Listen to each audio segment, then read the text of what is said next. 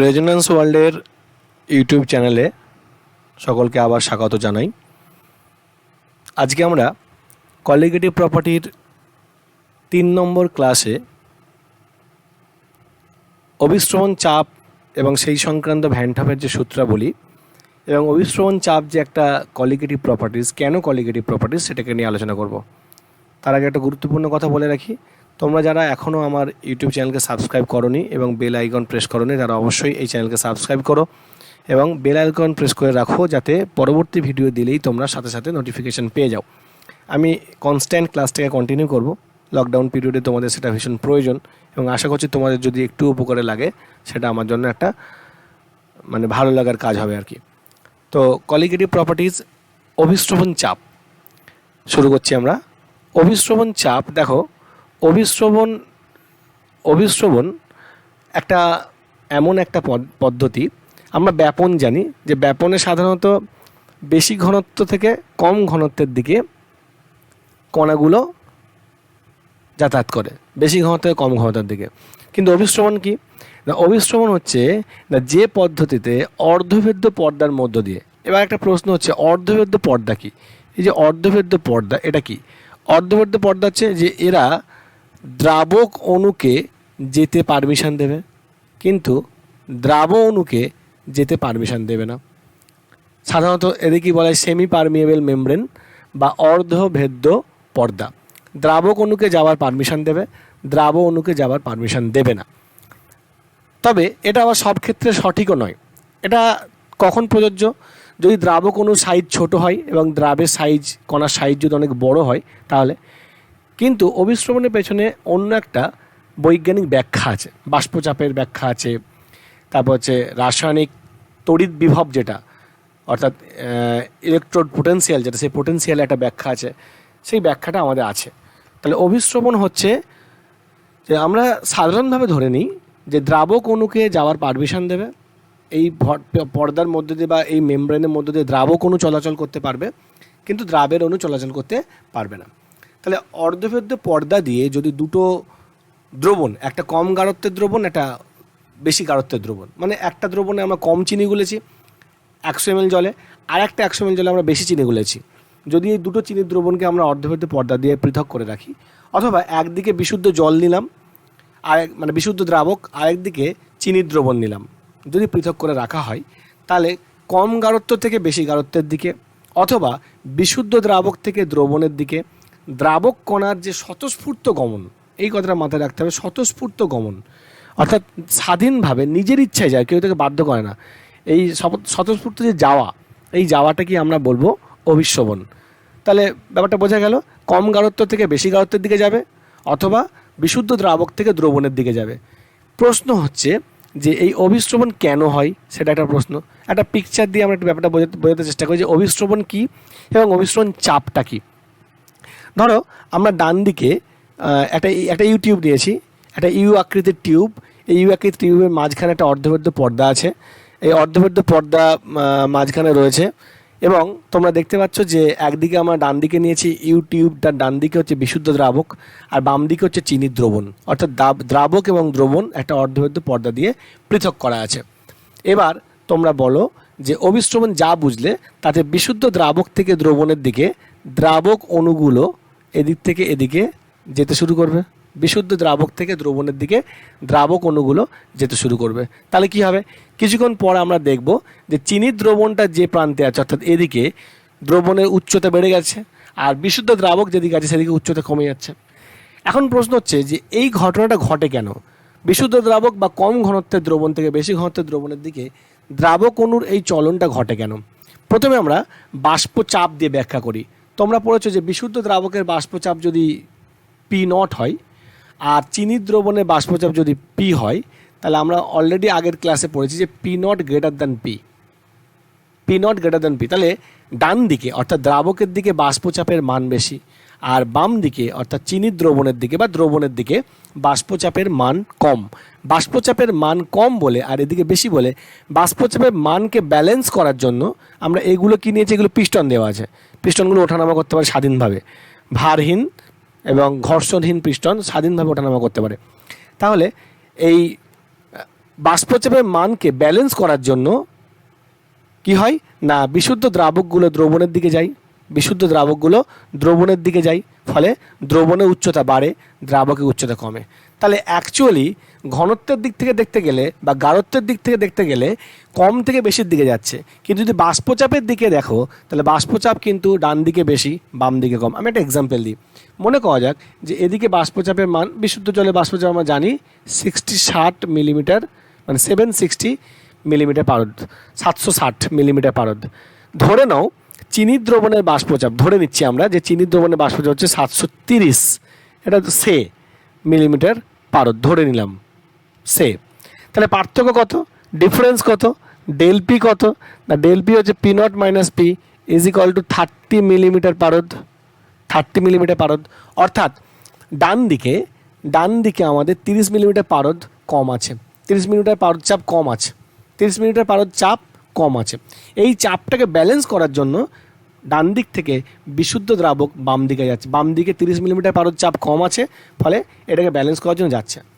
এই অভিস্রবণটার পেছনে আমরা আরও একটা কারণ ব্যাখ্যা করতে পারি, সেটা হচ্ছে যে রাসায়নিক বিভব। তোমরা পড়েছো রাসায়নিক বিভব বা কেমিক্যাল পোটেনশিয়াল, কেমিক্যাল পোটেনশিয়াল বা রাসায়নিক বিভব।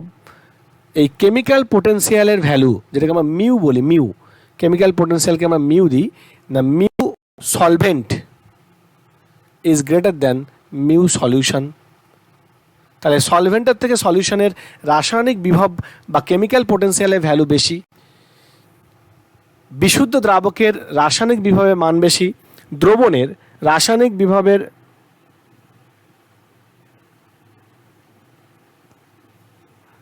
মানে দ্রবণে যে দ্রাবকটা আছে সেই অপেক্ষা বিশুদ্ধ দ্রাবকের রাসায়নিক বিভবের মান বেশি। এই বিভবকে ইকুয়াল করার জন্য বিশুদ্ধ দ্রাবক থেকে দ্রবণের দিকে দ্রাবক অণুগুলো যাতায়াত করে, দ্রাব অণুগুলো যাতায়াত করবে না। তাহলে দ্রাব অণুগুলো যে যাতায়াত করার সুযোগও পাই যদি অর্ধবৃত্ত পর্দার পোরগুলো বড় হয়, অর্থাৎ তার মধ্যে দ্রাবক দুজনেই যেতে পারে। কিন্তু যেহেতু তার পেছনে ব্যাকগ্রাউন্ডের কেমিক্যাল লজিকটা হচ্ছে যে তাদের রাসায়নিক বিভবকে ইকুয়াল করার জন্য দ্রাবক অণু যাবে, কারণ দ্রাবকের একমাত্র রাসায়নিক বিভবটা হয়, সেক্ষেত্রে যেহেতু দ্রাবকের রাসায়নিক বিভবের মান বেশি দেন দ্রবণে যে দ্রাবক আছে তার থেকে, তো এই রাসায়নিক বিভবটাকে ইকুয়াল করার জন্য বিশুদ্ধ দ্রাবক দ্রবণের দিকে যেতে থাকে বা গমন করে। তাহলে কারণটা বোঝা গেল। এখন আমরা যদি বাষ্পচাপের কনসেপ্টে ফিরে যাই, তাহলে দেখো যে ডান দিকে 760 আর বাম দিকে 730। তাহলে যদি আমরা এদিকে বাইরে থেকে 30 মিলিমিটার পারদ চাপ প্রয়োগ করি, বাইরের কোনো সোর্স থেকে আমরা যদি 30 মিলিমিটার পারদ চাপ প্রয়োগ করি, 30 মিলিমিটার পারদ চাপ প্রয়োগ করি, এক মিনিট আমি দেখাই এখানে যে 30 মিলিমিটার পারদ চাপ আমরা বাইরে থেকে প্রয়োগ করলাম 30 মিলিমিটার। তাহলে এদিকে 730 ছিল, 30 আরও প্রয়োগ করলাম, 760 হয়ে গেল। ডান দিকেও 760 আছে, দুদিকে যদি ইকুয়াল হয়ে যায় তাহলে তো অভিস্রবণ বন্ধ হয়ে যাবে। বাষ্পচাপ যদি ইকুয়াল হয়ে যায় তাহলে অভিস্রবণ বন্ধ হয়ে যাবে, মানে তখন রাসায়নিক বিভবটাও সমান হয়ে যাবে, অভিস্রবণ বন্ধ হয়ে যাবে। তাহলে এইটা হচ্ছে মিনিমাম চাপ। এই মিনিমাম 30 মিলিমিটার পারদ চাপ প্রয়োগ করলে অভিস্রবণ পদ্ধতিটা বন্ধ হয়ে যাবে। ন্যূনতম যে পরিমাণ চাপ প্রয়োগ করলে অভিস্রবণ পদ্ধতি বন্ধ হয়ে যায় সেই চাপটাকেই বলবো আমরা অভিস্রবণ চাপ। তাহলে অভিস্রবণ চাপের ক্ষেত্রে আমরা এটাকে কোন দিকে অ্যাপ্লাই করব, যেদিকে দ্রবণ আছে বা যেদিকে বেশি গাঢ়ত্বের দ্রবণ আছে। তাহলে আমরা অভিস্রবণ চাপের ডেফিনেশন তেমন বলতেই পারি যে বিশুদ্ধ দ্রাবক এবং দ্রবণকে অর্ধভেদ্য পর্দা দিয়ে আলাদা করে রাখলে, বা কম গাঢ়ত্বের দ্রবণ এবং বেশি গাঢ়ত্বের দ্রবণকে অর্ধভেদ্য পর্দা দিয়ে আলাদা করে রাখলে, বেশি গাঢ়ত্বের দ্রবণের দিকে বা দ্রাবক এবং দ্রবণের ক্ষেত্রে শুধু দ্রবণের দিকে ন্যূনতম যে পরিমাণ চাপ প্রয়োগ করে অভিস্রবণ পদ্ধতিটিকে আমরা বন্ধ করে দেবো, অর্থাৎ কেউ কোনো দিকে যাবে না, দ্রাবক কোনো দিকে যাবে না, অভিস্রবণ পদ্ধতিকে বন্ধ করে দেওয়া যায়, সেই মিনিমাম চাপটাকেই আমরা বলবো ওই দ্রবণের অভিস্রবণ চাপ। তাহলে আমি যে এক্সাম্পলটা নিয়েছি, এই এক্সাম্পলে চিনির অভিস্রবণ চাপের মান হচ্ছে 30 মিলিমিটার পারদ, 30 মিলিমিটার পারদ, বোঝা গেল? তাহলে মিনিমাম। এইবার মনে করো আমরা যদি 40 মিলিমিটার পারদ চাপ প্রয়োগ করি, সাপোজ আমরা এখানে 30-এর জায়গায় 40 মিলিমিটার পারদ চাপ প্রয়োগ করি, তাহলে অভিস্রবণ চাপের মান কত? তাহলে pi is equal two 30 millimetre পারদ। এটা হলো। এবার মনে করা যাক যে আমরা 30-এর জায়গায় 40 মিলিমিটার পারদ প্রয়োগ করলাম, আমরা 30-এর জায়গায় 40 মিনিটে চাপ প্রয়োগ করলাম। সাপোজ এক্সটার্নাল প্রেশার, আচ্ছা আমি মনে করলাম 50 মিলিমিটার পারদ, তাহলে ডান দিকে কত আছে 760, বাম দিকে কত হয়ে গেল 780, 20 বেশি হয়ে গেল। তাহলে যদি বাম দিকে বেশি হয়ে যায়, এখন তাহলে উল্টো ঘটনা ঘটবে না? অর্থাৎ বাম দিকে যে চিনির দ্রবণটা আছে, সেই চিনির দ্রবণ থেকে দ্রাবক কণাগুলো বিশুদ্ধ দ্রাবকের দিকে যেতে শুরু করবে। অর্থাৎ তখন উল্টো ঘটনা ঘটবে, যে এদিক থেকে এদিকে দ্রাবক কণাগুলো যাবে দ্রবণের মধ্য দিয়ে, চিনির দ্রবণ থেকে বিশুদ্ধ দ্রাবক অর্থাৎ জলের দিকে যাবে। কারণ কি, আমরা দ্রবণের দিকে যতটুকু চাপ প্রয়োজন ছিল অভিস্রবণকে বন্ধ করার জন্য, তার থেকে বেশি চাপ প্রয়োগ করেছি। এই যে উল্টো দিকে চলে যাবে, এটাকেই আমরা বলছি রিভার্স অসমোসিস। রিভার্স অসমোসিস বা বিপরীত অভিস্রবণ। রিভার্স অসমোসিস বা বিপরীত অভিস্রবণ।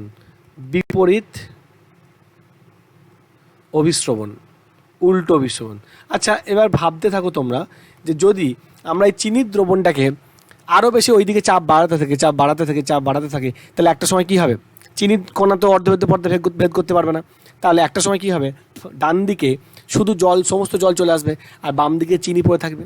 তাহলে চিনির দ্রবণ থেকে চিনিকে আমরা খুব সহজে আলাদা করতে পারবো। এই যে রিভার্স অসমোসিসকে সংক্ষেপে বলা হয় RO। দেখবে তোমরা এখন যতগুলো filter machine, water filter machine আছে, সেখানে দেখবে যে তোমাদের লেখা থাকে RO টেকনোলজি অ্যাপ্লাইড। যারা সায়েন্স বোঝে না তারা ভাবে যে এটা একটা নতুন টেকনোলজি, নিশ্চয়ই ভালো হবে, নতুন টেকনোলজি মানে নিশ্চয়ই ভালো হবে। কিন্তু তোমরা যারা কেমিস্ট্রি স্টুডেন্ট, তোমরা এটা ভালো করে বুঝে নাও যে RO টেকনোলজি, RO+UV লেখা থাকে। এই যে RO টেকনোলজি অ্যাপ্লাইড যত ওয়াটার ফিল্টার আছে, সেই RO মানে অ্যাকচুয়ালি রিভার্স অসমোসিস। সেখানে কী করা হয়, একটা অর্ধভেদ্য পর্দা থাকে, সেই অর্ধভেদ্য পর্দার উপরে অবিশুদ্ধ জলটাকে আনা হয়, অর্থাৎ তার মধ্যে যে ইম্পিউরিটিসগুলো থাকে, এরপর তার মধ্যে কৃত্রিমভাবে প্রেশার প্রয়োগ করা হয়। কৃত্রিমভাবে প্রেশার প্রয়োগ করলে কী হয়, ওই অর্ধভেদ্য পর্দা প্রয়োগ করে দ্রাবক অণুগুলো, অর্থাৎ অপরিশুদ্ধ জলে যে জলটা আছে, সেই জলটা দ্রাবক অণুগুলো, জলের কণাগুলো ভেদ করে নিচে চলে যাবে, আর দ্রাবের কণাগুলো অর্থাৎ অপরিশুদ্ধিগুলো আটকে যাবে। এভাবে জলটা বিশুদ্ধ হয়ে যাবে। সুতরাং এই রিভার্স অসমোসিস, এই পদ্ধতি অ্যাপ্লাই করে আমরা জলকে বিশুদ্ধ করি। আর কি করি রিভার্স অসমোসিস? আর কি অ্যাপ্লিকেশন আছে না, সমুদ্রের লবণাক্ত জল থেকে আমরা কি করি, মানে জলকে এবং লবণকে আলাদা করি। এটা একটা ইন্টারেস্টিং জিনিস। তোমরা দেখো কিভাবে আমরা সমুদ্রের লবণাক্ত জল থেকে আলাদা করি। আচ্ছা দেখো, রিভার্স অসমোসিসের বা বিপরীত অভিস্রবণের একটা ব্যবহারিক প্রয়োগ হচ্ছে সমুদ্রের লবণাক্ত জল থেকে ড্রিঙ্কিং ওয়াটার প্রস্তুত করা। তোমরা জানো যে সমুদ্রের লবণাক্ত জলে অনেকগুলো লবণ দ্রবীভূত থাকে, NaCl থাকে, KCl থাকে, ক্যালসিয়াম ক্লোরাইড থাকে, ম্যাগনেসিয়াম ক্লোরাইড থাকে, কিছু সালফেট লবণ থাকে, কিছু বাইকার্বনেট লবণ থাকে। এগুলো মেন উপাদান। এখন এই জল খাওয়ার উপযুক্ত নয়। আমরা করছি কি না, দুটো চেম্বার বিশিষ্ট একটা কক্ষ নিয়েছি। তার মধ্যে একদিকে চেম্বারে আমরা কি নিয়েছি, লবণাক্ত জল নিয়েছি, আর একদিকে চেম্বারটা আমাদের বিশুদ্ধ জল আসবে। মাঝখানে যে পার্টিশনটা আছে, এই পার্টিশনটা হচ্ছে সেমি পারমিয়েবল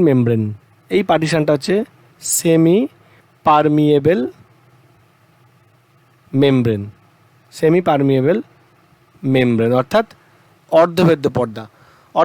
মাঝখানে হোয়াইট কালারের যে পার্টিশনটা দেওয়া আছে, এই অর্ধভেদ্য পর্দার মধ্য দিয়ে ডান দিকে যদি আমরা লবণাক্ত জল নিয়েছি, সমুদ্রের জল, যদি আমরা প্রেশার প্রয়োগ করি, অর্থাৎ পিস্টনের মতো যেটা দেওয়া আছে, যদি প্রেশার প্রয়োগ করা হয়, তাহলে ওই চাপে লবণাক্ত জল থেকে দ্রাবক অণু অর্থাৎ জলের কণাগুলো অর্ধভেদ্য পর্দা ভেদ করে ডান দিকে চলে আসবে, বাম দিকে চলে আসবে। তাহলে বাম দিকে যেটা আসবে সেটা হচ্ছে বিশুদ্ধ জল, আর ডান দিকে তোমার অবিশুদ্ধ জল আটকে থাকবে। অবিশুদ্ধ জল মানে লবণগুলো আটকে যাবে, এবং ডান দিকে আমরা বিশুদ্ধ জল পাবো। সেই জলকে আমরা পান করতে পারবো, অর্থাৎ ড্রিঙ্কিং ওয়াটারে রূপান্তরিত হবে। তাহলে খুব সহজে ডিস্যালিনেশন অফ সি ওয়াটার, সমুদ্রের লবণাক্ত জল থেকে স্যালাইনটাকে অর্থাৎ লবণটাকে আমরা খুব সহজে বের করে দিতে পারি। এটা একটা রিভার্স অসমোসিস অ্যাপ্লিকেশন। আরেকটা অ্যাপ্লিকেশন আমি বলেছি যে আমরা ওয়াটার ফিল্টারে রিভার্স অসমোসিস অ্যাপ্লাই করি। সুতরাং এগুলো অনেক কিছু কাজ আছে যেখানে আমরা অসমোসিস বা অভিস্রবণ পদ্ধতিকে অ্যাপ্লাই করি। এবার আমরা দেখব যে অভিস্রবণ সংক্রান্ত ভ্যান টপের সূত্রগুলো কী। অভিস্রবণের কিছু প্রয়োগও আমরা দেখব। আমরা তো বিপরীত অভিস্রবণের প্রয়োগ দেখলাম, আমরা অভিস্রবণের প্রয়োগ দেখি। অভিস্রবণের ফলে আমরা কি কি মজার জিনিস দেখতে পাই। অভিস্রবণের প্রয়োগ একটা হচ্ছে, যদি আমরা দেখি এক নাম্বার যে কিসমিসকে,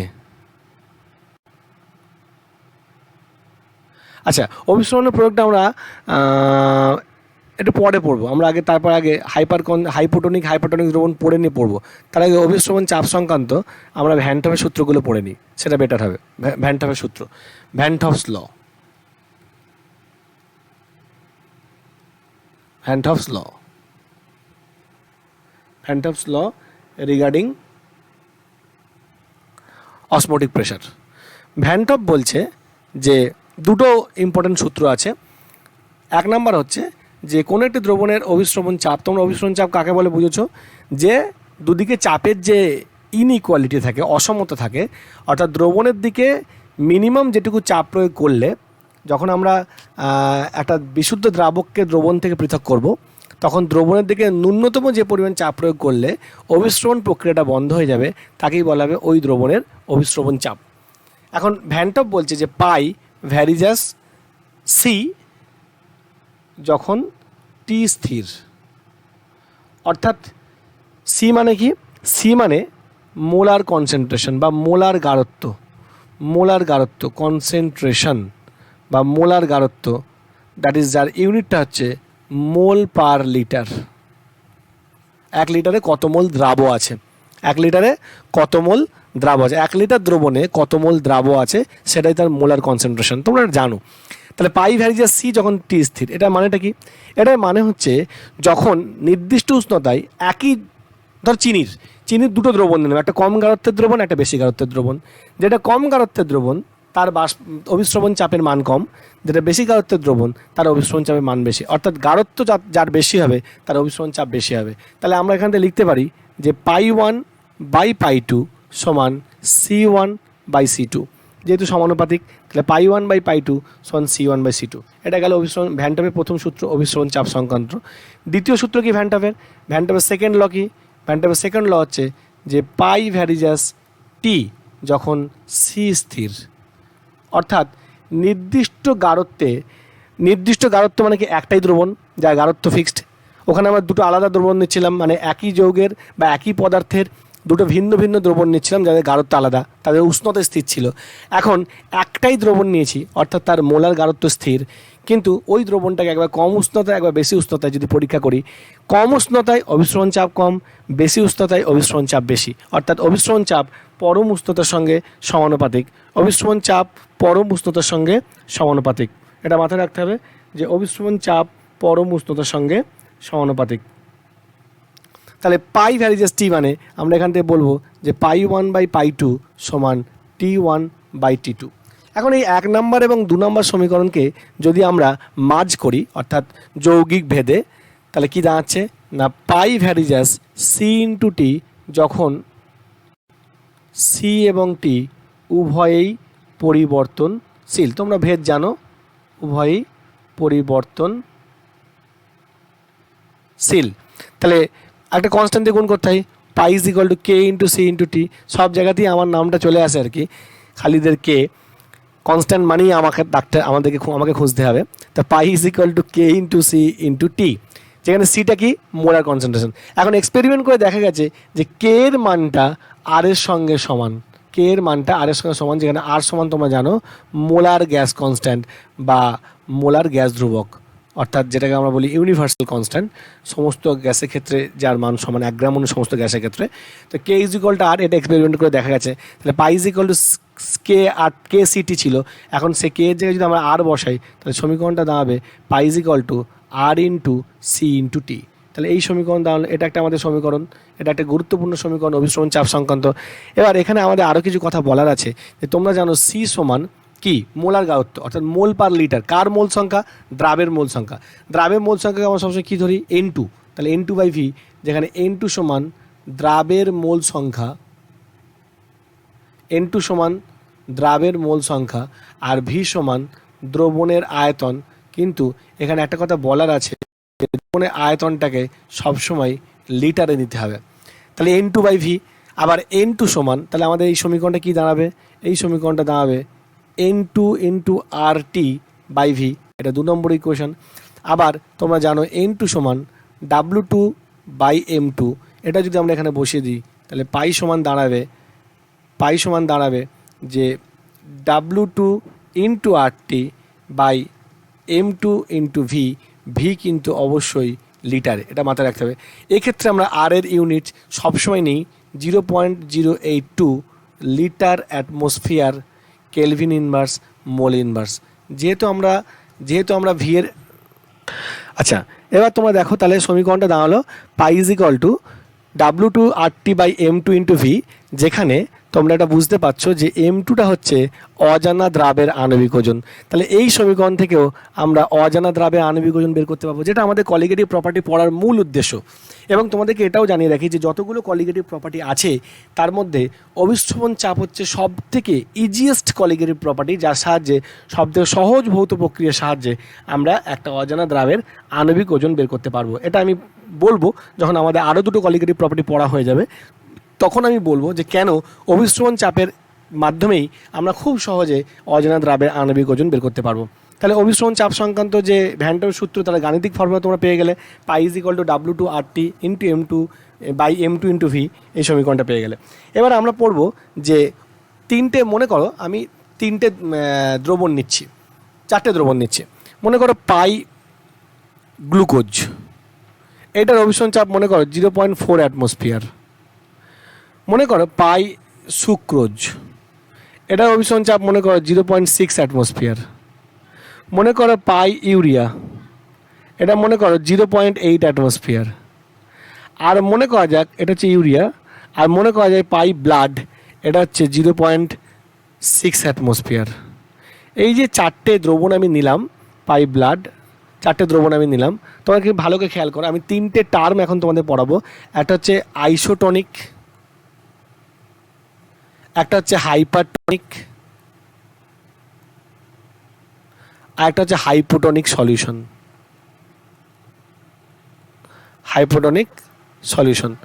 তিন রকম দ্রবণ পড়াবো। আচ্ছা, আইসোটনিক মানে কি? আইসোটনিক মানে নির্দিষ্ট উষ্ণতায় যদি দুটো দ্রবণের, আইসোটনিক সলিউশন মানে হচ্ছে যদি নির্দিষ্ট উষ্ণতায় দুটো দ্রবণের অবিশ্রবণ চাপের মান সমান হয়। অবিশ্রবণ চাপের মান সমান, দুটো ভিন্ন ভিন্ন দ্রবণ যাদের অবিশ্রবণ চাপের মান সমান। যেমন দেখো pi sucrose is equal to pi blood, এদের দুজন অবিশ্রবণ চাপের মান সমান, এটাও 0.6 ATM, এটাও 0.6 ATM। তাই যদি হয় তাহলে আমরা লিখতে পারি, যদি আইসোটনিক সলিউশনের ক্ষেত্রে আমরা লিখতে পারি না যে পাই 1 সমান পাই 2, that is C1 RT is equal to C2 RT, কারণ আর কনস্ট্যান্ট এবং নির্দিষ্ট উষ্ণতায়, এখান থেকে আমরা বলতে পারি C1 সমান C2। তাহলে আইসোটনিক দ্রবণের যে নিউমেরিক্যালসগুলো আমরা করব, সেখানে এই ফর্মুলাটা আমাদের লাগবে যে C1 is equal to C2 isotonic সলিউশনের ক্ষেত্রে। আচ্ছা, সেটা আমরা আরও পরে আসছি, আর একটু ব্যাখ্যা করব। তার আগে আমি এটা বলি, তাহলে দুটো দ্রবণের অবিশ্রবণ চাপ যদি সমান হয় নির্দিষ্ট উষ্ণতায়, তখন তাদেরকে বলবো একে অপরের আইসোটনিক সলিউশন। আচ্ছা, এরপর হচ্ছে হাইপারটনিক আর হাইপোটনিক। ব্যাপারগুলো কিন্তু আপেক্ষিক, খেয়াল করো তো। যখন আমি গ্লুকোজ আর সুক্রোজ তুলনা করছি, তখন সুক্রোজের অবিশ্রবণ চাপ বেশি দেন গ্লুকোজ, তাহলে সুক্রোজ হাইপারটনিক, গ্লুকোজ হাইপোটনিক। আবার যখন সুক্রোজ এবং ইউরিয়া তুলনা করছি, তখন ইউরিয়ার অবিশ্রবণ চাপ বেশি, সুক্রোজের অবিশ্রবণ চাপ কম, তখন ইউরিয়া হাইপারটনিক, সুক্রোজ হাইপোটনিক। তাহলে ব্যাপারটা সুক্রোজ একবার হাইপারটনিক হলো গ্লুকোজের সাপেক্ষে, আবার হাইপোটনিক হলো ইউরিয়ার সাপেক্ষে, তাহলে ব্যাপারটা আপেক্ষিক। তাহলে পাই সুক্রোজ গ্রেটার দ্যান পাই গ্লুকোজ, তাহলে এখানে এটা হচ্ছে হাইপার আর এটা হচ্ছে হাইপো। আবার আমরা যখন সুক্রোজ আর ইউরিয়া নিচ্ছি, তখন পাই ইউরিয়া গ্রেটার দ্যান পাই সুক্রোজ, তখন এই দিকটা হাইপার আর এটা হচ্ছে হাইপো। তাহলে হাইপার এই ব্যাপারটা এবং আইসোটনিক ব্যাপারটা আপেক্ষিক, একজনের সাপেক্ষে একজন। যদি দুটো দ্রবণের মধ্যে কোনো একটা দ্রবণের অবিশ্রবণ চাপ বেশি হয়, তাহলে সেটা অন্যটার সাপেক্ষে হচ্ছে হাইপারটনিক, এটা মাথায় রাখতে হবে।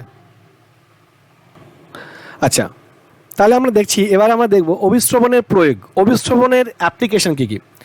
দেখো, একটা কিশমিশকে যদি আমরা জলে ফেলে দিই, কিশমিশ ফুলে যায়, তাহলে কিশমিশের ফুলে যাওয়া এটা অবিশ্রবণের একটা অ্যাপ্লিকেশন। ভালো করে বোঝো, একটা কিশমিশ, তার গাত্রটা অর্ধবেদ্য পর্দা, ঠিক আছে? তাহলে এই কিশমিশটাতে যে মিষ্টিটা আছে, অর্থাৎ সুক্রোজ সলিউশনটা আছে, সেটা বেশি গাঢ়। আর বিশুদ্ধ জলে যদি ওটাকে দিয়ে দিই তাহলে বিশুদ্ধ জল তার সাপেক্ষে কি কম গাঢ় বা দ্রাবক, আর ভেতরে দ্রবণ আছে। বা আমরা এটা বলতে পারি যে কিশমিশের ভেতরে যে তরলটা আছে সেটা হচ্ছে হাইপারটনিক, আর বাইরে জলটা হচ্ছে হাইপোটনিক। তাহলে হাইপোটনিক থেকে হাইপারটনিক অর্থাৎ কম গাঢ়ত্ব থেকে বেশি গাঢ়ত্বের দিকে দ্রাবক অনু যাবে, অর্থাৎ বাইরে থেকে জলগুলো কিশমিশের অর্ধভেদ্য পর্দা ভেদ করে কিশমিশের মধ্যে প্রবেশ করবে, ফলে কিশমিশটা ফুলে যাবে। ঠিক একই রকমভাবে একটা আঙুরকে আমরা যদি বেশি মিষ্টি বা ধরো মিষ্টির রসে চুবে দিই তাহলে আঙুরটা চুপসে যাবে। তার কারণটা কি, আঙুরের মধ্যে যে দ্রবণটা আছে তার সাপেক্ষে বাইরে মিষ্টির রসের যে দ্রবণটা সেটা আরও বেশি গাঢ়, অর্থাৎ এটা হাইপারটনিক, আর আঙুরের মধ্যে সেটা হচ্ছে হাইপোটনিক। ফলে আঙুর থেকে জলগুলো মিষ্টির দ্রবণে মিষ্টির রসে চলে আসবে এবং আঙুরটা চুপসে যাবে। এগুলো খুব ইন্টারেস্টিং ব্যাপার। আচ্ছা, খুব ইন্টারেস্টিং ব্যাপার হচ্ছে যে আমাদের রক্তের অভিস্রবণ চাপ এবং আমরা যে ইনজেকশনগুলো ব্যবহার করব সেই ইনজেকশনের অভিস্রবণ চাপ যদি আলাদা হয় তাহলে কিন্তু একটা বড় সমস্যা হতে পারে। আমরা একটা পরীক্ষা করে দেখা গেছে যে 0.84% NaCl দ্রবণ, এইটার অভিস্রবণ চাপ, মানে এটাকে বলা হয় নর্মাল স্যালাইন ওয়াটার, এটাকে বলা হয় নর্মাল স্যালাইন বা NS, ঠিক আছে। তাহলে পাই NS is equal to pi blood, অর্থাৎ রক্তের অভিস্রবণ চাপ 0.84% NaCl দ্রবণের অভিস্রবণ চাপের সমান। এখন যদি আমরা মানুষের শরীরে কি করি না, বিশুদ্ধ জল ইনজেক্ট করে দিই, পিওর ওয়াটার, যদি আমরা পিওর ওয়াটারকে ইনজেক্ট করে দিই তাহলে পিওর ওয়াটার ইনজেক্ট করলে কী হবে, লোহিত কণিকার গাত্রগুলো অর্ধভেদ্য পর্দা দিয়ে তৈরি। এখন এই লোহিত কণিকার সংস্পর্শে যখন পিওর ওয়াটার আসবে, লোহিত কণিকার মধ্যে যে তরলটা আছে বা রক্তের যে প্লাজমাটা আছে সেই প্লাজমাগুলো তার যে অভিস্রবণ চাপ তার সাপেক্ষে বিশুদ্ধ জলের অভিস্রবণ চাপ কম, ফলে বিশুদ্ধ জলগুলো লোহিত কণিকার গাত্র ভেদ করে লোহিত কণিকার মধ্যে প্রবেশ করবে, ফলে লোহিত কণিকাগুলো ফুলে যাবে এবং একটা সময় ফেটে যাবে, পেশেন্ট মারাও যেতে পারে। এই প্রসেসটাকে আমরা বলছি হিমোলিসিস। আমি আবার বলছি যে বিশুদ্ধ জলকে যদি আমরা কোনো ব্যক্তির দেহে ইনজেক্ট করে দিই, শিরার মধ্যে ঢুকিয়ে দিই, তাহলে ওই জল যখন রক্তের সংস্পর্শে যাবে তখন ওই রক্তের অভিস্রবণ চাপ বেশি আর বিশুদ্ধ জলের অভিস্রবণ চাপ কম, ফলে বিশুদ্ধ জল রক্তের মধ্যে প্রবেশ করবে, লোহিত কণিকার মধ্যে প্রবেশ করবে, লোহিত কণিকাগুলো ফুলে যাবে এবং ফেটে যাবে, ফলে পেশেন্টের ক্ষতি হতে পারে। এই প্রসেসটাকে আমরা বলছি হিমোলিসিস। আচ্ছা, এর উল্টো যদি আমরা করি, আমরা যদি 4% NaCl সলিউশন দিই, 4% NaCl সলিউশনের অভিস্রবণ চাপ নিশ্চয়ই ব্লাডের অভিস্রবণ চাপের থেকে বেশি হবে, ফলে এই জল যখন ব্লাডের সংস্পর্শে যাবে লোহিত কণিকার মধ্যে যে গাত্রের মধ্যে যে তরলটা আছে সেই তরল বাইরে বেরিয়ে আসবে, ফলে লোহিত কণিকাগুলো চুপসে যাবে এবং তারা মারা যাবে। এই প্রসেসটাকে আমরা বলছি প্লাজমোলিসিস। তাহলে এটাও একটা পেশেন্টের জন্য সমস্যার কারণ। তাহলে খেয়াল করতে হবে যে আমরা বেশি গাঢ়ত্বের NaCl দ্রবণ ইউজ করতে পারবো না, বিশুদ্ধ জলও ইউজ করতে পারবো না, তাহলে আমাদেরকে ইউজ করতে হবে 0.84% এই স্যালাইন ওয়াটারটা ইউজ করতে হবে। যে কোনো যখন আমরা স্যালাইন দেবো তখন এটা দেখবে স্যালাইনের বোতলে বা নর্মাল স্যালাইনে NSA বটলে এটা লেখা থাকে 0.84% এটা লেখা থাকে, অথবা আমরা যে ইনজেকশন তৈরি করব তাকে এই দ্রবণে দ্রবীভূত করতে হবে। তার কারণ হচ্ছে রক্তের অভিস্রবণ চাপের সঙ্গে ইনজেক্টেড সলিউশনের যদি অভিস্রবণ চাপ আলাদা হয় তাহলে কিন্তু তরলে আদান প্রদান হবে, কিন্তু যদি অভিস্রবণ চাপ সেম হয়, তারা যদি আইসোটোনিক হয় তাহলে তরলে আদান প্রদান হবে না, অভিস্রবণ প্রসেস বন্ধ থাকবে এবং কারো কোনো ক্ষতি হবে না।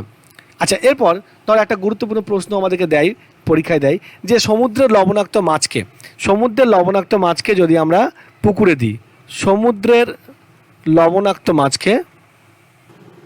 এবার আমরা কতগুলো প্রশ্নের দিকে আসি যে সমুদ্রের লবণাক্ত জলের মাছকে পুকুরে ছেড়ে দিলে কি ঘটবে। এগুলো সবই অভিস্রবণের কেরামতি। সমুদ্রের লবণাক্ত জলে যে মাছ থাকে সেই মাছের দেহ তরল, তাতে লবণাক্ত জলের ঘনত্ব বেশি, অর্থাৎ সেই মাছের দেহ তরল লবণের পরিমাণ বেশি আছে। পুকুরের জলকে আমরা বলি মিষ্টি জল।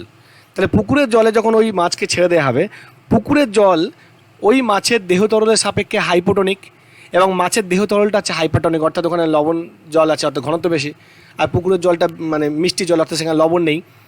সুতরাং পুকুরের জল মাছের দেহে প্রবেশ করবে এবং মাছটা একসময় ফুলেও যাবে এবং ফুলে গিয়ে মারা যাবে। ঠিক উল্টোটা ঘটবে যখন পুকুরের মিষ্টি জলের মাছকে আমরা সমুদ্রে ছেড়ে দেবো, অর্থাৎ পুকুরের মিষ্টি জলের মাছের দেহ তরলে জল আছে এবং সমুদ্রের লবণাক্ত জলের লবণের পরিমাণ অনেক বেশি, ফলে লবণাক্ত জলটা হচ্ছে হাইপারটনিক আর মাছের দেহতলটা হচ্ছে হাইপোটোনিক, ফলে মাছের দেহ থেকে জল লবণাক্ত জলে মিশে যাবে এবং মাছ চুপসে যাবে এবং মারা যাবে। এরপর আমরা দেখবো যে ডাক্তাররা, তোমরা এগুলো খুব কমন প্রবলেম আমরা দেখি যে ডাক্তাররা যাদের হাই ব্লাড প্রেশার আছে, যারা উচ্চ রক্তচাপ আছে, তাদেরকে বলেন যে আপনারা নুন খাবেন না বা লবণ খাবেন না। কেন বলে? আমরা জানি যে নুন এই NaCl গিয়ে ভেঙে কী তৈরি করবে? Na+ এবং Cl-। এখন অভিস্রবণ চাপ যেহেতু একটা কলিগেটিভ প্রপার্টি,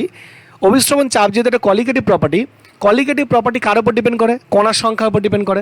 তাহলে NaCl এর একটা কণা সে বডিতে গিয়ে দুটো কণা তৈরি করবে, পার্টিকেল চেয়ে ডাবল হয়ে যাবে। তাহলে NaCl যত খাবো তার কণার সংখ্যা যদি ডাবল হয়ে যায় তাহলে অভিস্রবণ চাপ বেড়ে যাবে, রক্তের চাপ বেড়ে যাবে।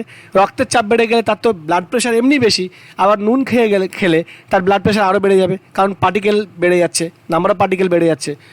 অভিস্রবণ চাপ যেহেতু কলিগেটিভ প্রপার্টি, আর কলিগেটিভ প্রপার্টি যেহেতু কণার সংখ্যার উপর ডিপেন্ড করে, তাহলে NaCl গিয়ে ডাবল কণা তৈরি করবে, Na+ আর Cl-, একটা কণা ডাবল কণা তৈরি করবে। সেক্ষেত্রে নাম্বার অফ পার্টিকেল বেড়ে যাবে, অভিস্রবণ চাপ তথা ব্লাড প্রেশার বেড়ে যাবে, পেশেন্টের ক্ষতি হতে পারে। এই জন্য নুন কম করে খেতে বলে বা নুন খেতে বারণ করে। আমাদের গলা ব্যথা করলে আমরা গার্গেল করি, নুন জল দিয়ে গার্গেল করি। কেন করি? ডাক্তাররা বলেন গার্গেল করতে, বা বাড়িতে যারা একটু বড় আছেন, বয়সে বড়, তারাও বলেন গার্গেল করতে। তার কারণ হচ্ছে গলা যখন ফুলে যায়, অর্থাৎ কোষের মধ্যে জল জমে কোষটা আকারে বড় হয়ে যায়, যার জন্য গলা ব্যথা করে।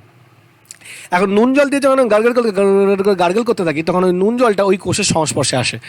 ওই কোষের সংস্পর্শে এলে কী হয়? নুন জলটা হাইপারটনিক, আর ভেতরে যে জলটা জমেছে কোষের মধ্যে সেটা হাইপোটনিক। ফলে কোষ থেকে জলগুলো হাইপারটনিক দ্রবণে চলে আসে এবং ওই কোষটা তখন আবার সংকুচিত হয়ে আগের অবস্থায় ফিরে যায়, ফলে পেশেন্টের কষ্টটা কমে যায়। তাহলে এগুলো একটা গুরুত্বপূর্ণ কারণ, যে অভিস্রবণের একটা গুরুত্বপূর্ণ কারণ। একটা কথা শুধু বলে আমরা আজকে ক্লাসটা শেষ করবো, সেটা হচ্ছে অভিস্রবণটা কলিগেটিভ প্রপার্টি, সেটা কী, কেমন করে প্রমাণ করবো। আচ্ছা, আমরা একটা ফর্মুলা পেয়েছিলাম একটু আগে, পাই ভ্যারি ইকুয়াল টু N/RT/V। এখন যদি V যদি কনস্ট্যান্ট হয়, অর্থাৎ নির্দিষ্ট আয়তনের দ্রবণ নেওয়া হয়, ইফ আর টেম্পারেচার যদি কনস্ট্যান্ট হয়, T যদি কনস্ট্যান্ট হয়, আর কনস্ট্যান্ট আমরা জানি, আর হচ্ছে ইউনিভার্সাল কনস্ট্যান্ট, তাহলে পাই ভ্যারিজাস N2, অর্থাৎ পাই দ্রাবের মোল সংখ্যার সঙ্গে সমানুপাতিক। কেমন দ্রাব জানি না, চিনি না গ্লুকোজ না ইউরিয়া নাকি অন্য কোনো দ্রাব জানি না, আমরা শুধু জানি দ্রাবের মোল সংখ্যার সঙ্গে সমানুপাতিক, অর্থাৎ দ্রাবের কণার সংখ্যার সঙ্গে সমানুপাতিক।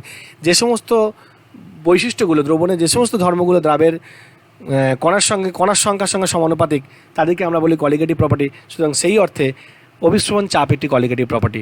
পরের ক্লাসে আমরা অভিস্রবণ চাপ নিয়ে যে নিউমেরিক্যালসগুলো আসতে পারে সেগুলোকে নিয়ে আমরা আলোচনা করব।